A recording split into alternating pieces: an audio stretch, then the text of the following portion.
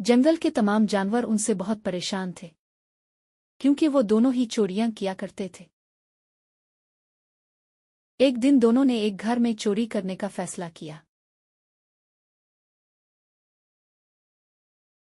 जो कि एक बंदर का घर था। वो दोनों सीधे बावर्ची खाने में पहुंचे। वहां उन्होंने लकड़ियों पे रखा हुआ एक पतीला देखा जिसमें सूप पक्का रखा था। उन दोनों ने सोचा कि मौका अच्छा है, घर पर कोई नहीं है। पहले तो शेर ने अच्छी तरह से खूब सूप पिया।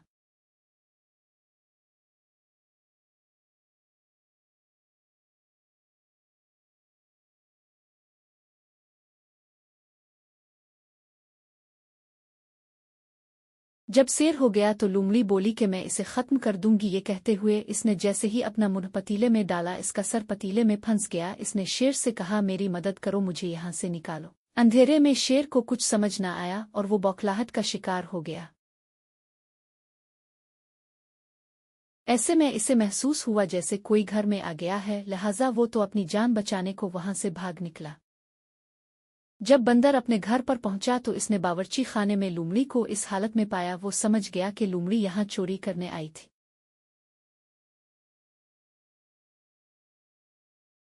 वो लोमड़ी को लेकर भालू के पास गया और उसको सब कुछ बता दिया।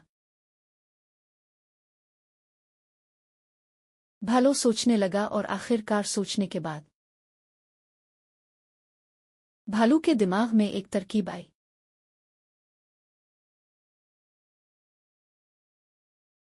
इसने कहा, इसे यहाँ बांध कर चले जाओ। ये सब कुछ शेर देख रहा था।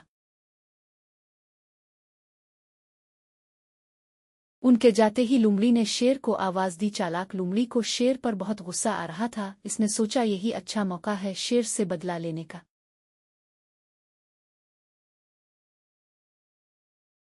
उसके दिमाग में एक तरकीब आई। इसने शेर से कहा, भालू और बंदर मुझे सजा नहीं देंगे, इसलिए कि मैंने उन्हें बता दिया है कि मैं यहाँ चोरी करने नहीं आई थी, बल्कि यहाँ एक और चोर को पकड़ने आई थी, लेकिन वो भाग गया और मैं पकड़ी गई।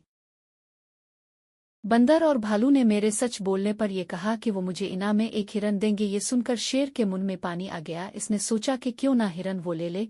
इसने लोमड़ी से कहा, हिरन तो मेरी पसंदीदा खुराक है, क्या ऐसा नहीं हो सकता कि तुम वो हिरन मुझे दे दो। इस पर लोमड़ी ने शेर से कहा, अगर तुम्हें हिरन चाहिए तो फिर मेरी जगह आकर बैठ जाओ, वो दोनों हिरन लेकर आने ही वाले हैं।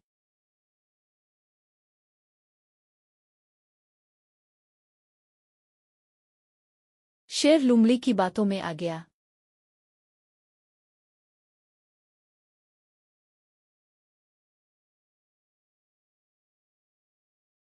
इसने लोमड़ी की रस्सियां खोल दें और बोला, तुम यहाँ से भाग जाओ, मैं यहाँ बैठ जाता हूँ।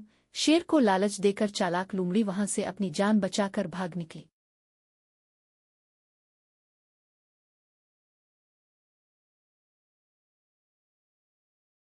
जब बंदर और भालू वापस आ गए तो इन्होंने शेर को लोमड़ी समझकर इस पर खूब गर्म पानी डाला और यूं जंगल के बादशाह को लालच में आकर लोमड़ी की चालाकी की सजा भुगतनी पड़ी और वो बुरी तरह चलाने लगा।